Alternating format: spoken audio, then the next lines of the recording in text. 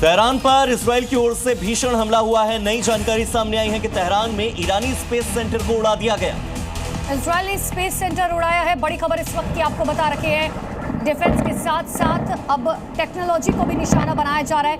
पूरी तरीके से टेक्निक खत्म करने की कोशिश ईरान की जा रही है और अब स्पेस सेंटर को निशाना बनाया गया।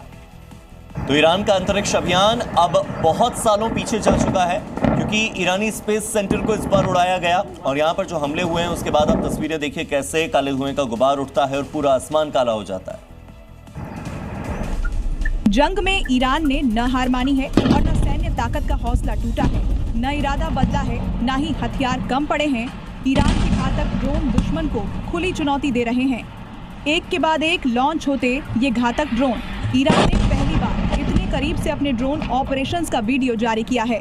इनमें कामिकाजी यानी सुसाइड ड्रोनों की लंबी रेंज दिखाई गई है। इस वीडियो के जरिए ईरान अपने दुश्मनों को प्रेसिडेंट स्ट्राइक यानी सटीक हमले की क्षमता का एहसास करा रहा है। इजराइल पर ईरान की तरफ से दागी गई मिसाइलों ने भारी तबाही मचाई। क्लस्टर मिसाइल के बाद सेंट्रल इजराइल में सड़क पर मलबा दिखाई दिया। सैकड़ों बमों से कितनी बड़े पैमाने पर तबाही हुई है, देखिए आप भी। ईरान की ओर से दागी गई एक क्लस्टर मिसाइल ने घनी आबादी वाले इलाकों को निशाना बनाया है। एक ही मिसाइल से निकले सैकड़ों छोटे बमों ने सेंट्रल इजराइल के बड़े इलाके में तबाही मचाई है। सड़कों पर जलती गाड़ियां और क्षतिग्रस्त इमारतें इस हमले की भयावहता की गवाह है। ये है ईरानी क्लस्टर मिसाइल का वो कहर है जिसने मध्य इजराइल की सड़कों को बारूद से भर दिया है। एक साथ हुए कई छोटे धमाकों ने नागरिकों के बीच दहशत पैदा कर दी। इजरायली सेना का लेबनान में विध्वंसक प्रहार जारी है। दिन और रात हवाई हमलों से बेरूत में हालात बहुत खराब हैं। 2 मार्च से अब तक 8 लाख लोगों को अपना घर छोड़कर सुरक्षित स्थानों पर जाना पड़ा।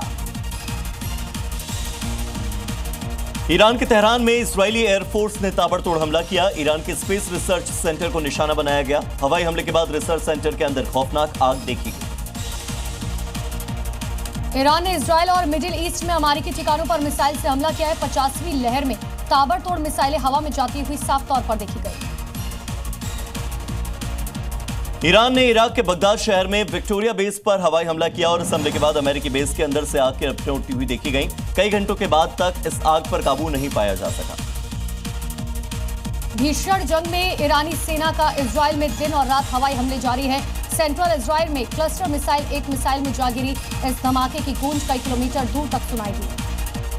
ईरान में इजराइल और अमेरिका के ताबड़तोड़ हमलों के बीच तेहरान समेत कई शहरों में विरोध हो रहे हैं। ईरानी लोग सैनिकों का हौसला बढ़ा रहे हैं, साथ ही सरकार का समर्थन भी कर रहे हैं। ट्यूनीशिया की राजधानी ट्यूनिस में हजारों की संख्या में लोगों ने मार्च निकाला और ईरान का समर्थन किया। प्रदर्शनकारियों ने इजराइल और अमेरिका के खिलाफ जमकर नारेबाजी भी की। इटली के रोम शहर में हजारों की संख्या में लोगों ने भीषण जंग के खिलाफ आक्रोश जताया। प्रदर्शनकारियों ने पीएम मेलोनी के खिलाफ नाराजगी जताई। प्रदर्शनकारी इटली सरकार पर अमेरिका और इजराइल के साथ नजदीकी का आरोप लगा रहे हैं। इजराइल के सबसे बड़े शहर तेल अवीव में सैकड़ों की संख्या में लोगों ने अपनी ही सरकार के खिलाफ प्रदर्शन किया। प्रदर्शनकारियों ने अमेरिका और इजराइल के खिलाफ नारेबाजी की, ईरान से युद्ध रोकने की मांग की। इराक की राजधानी बगदाद में अमेरिकी दूतावास ने अपने नागरिकों को तुरंत देश छोड़ने की सलाह दी है। अमेरिकी दूतावास पर मिसाइल हमले के बाद सुरक्षा स्थिति को देखते हुए यह फैसला लिया गया।